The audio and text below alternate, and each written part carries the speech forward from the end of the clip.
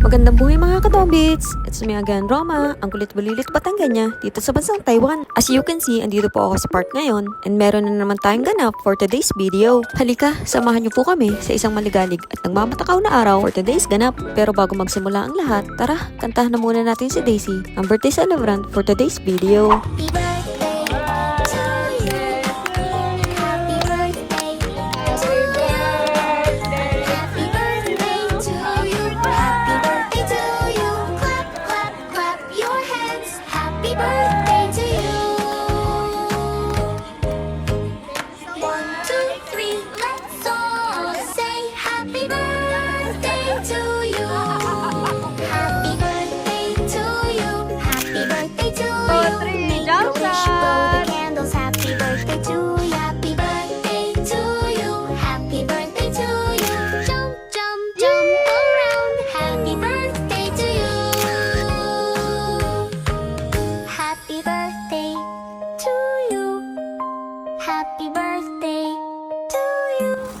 Alright na, let's start na lumamon. Pero bago yan, let's pray muna!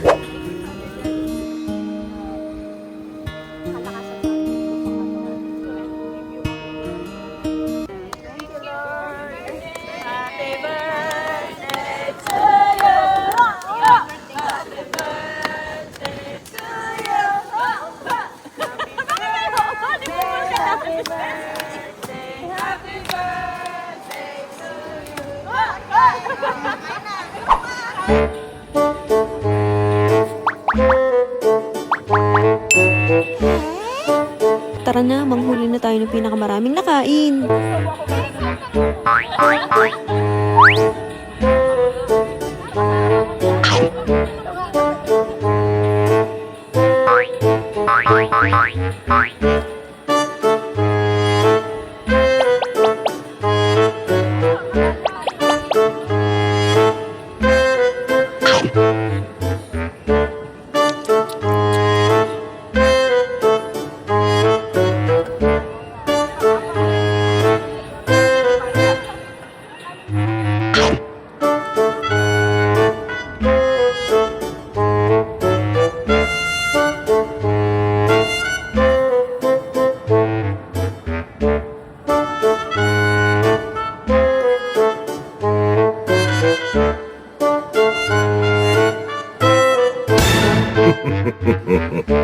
At ito na yung kaganapan bago mahulog ang cellphone sa lakas ng hangin.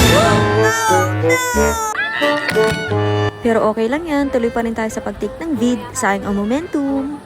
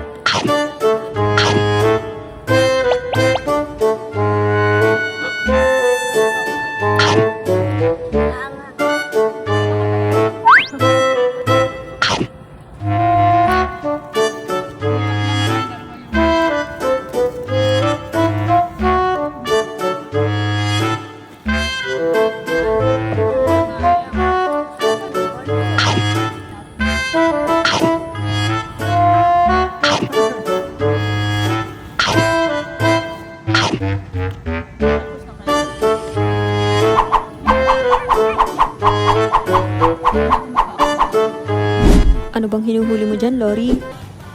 Dahil mga busog na, yan na, TikTok ka na!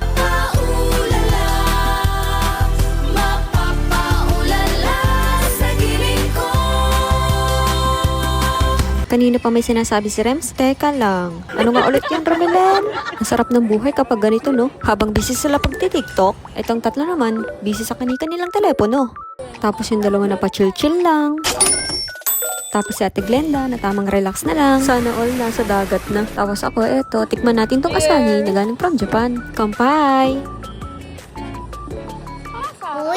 Masarap naman talaga to kasi ito yung nilalaklak ko nung nandun pa ako sa Japan. Yes po, sa mga di po nakakaalam, nakapagtrabaho po ako sa Japan kaya sa ibang mga vids ko, may mga Japanese language akong nasasabi. Sa totoo lang, napakaganda po ng Japan. Kaya sa mga gusto pong makapagtrabaho sa Japan, i-push nyo na po. Even though mag-aaral kayo ng Nihongo language for 3 to 4 months, worth it naman po kapag nakarating na kayo ng Japan. Sobrang ma-amaze ka sa kalinisan at disiplina ng mga tao doon. Plus yung accommodation nila na para ka nasa sarili mong bahay. May kitchen na kumpleto sa gamit at may bathtub pa. Maybe next time po, kapag sinipag, kwentuhan ko kayo about my Japan life. Pero sa ngayon po, tapusin ko na muna ang video na to sa pagkain namin ng ice cream. At muling pasasalamat at pagbati kay Daisy. Maraming salamat sa munting salo-salo at maligayang kaarawan. So paano mga katombits? Abangan ang mga susunod na ganap serye. Sa ngayon, hanggang dito na lang. Paalam!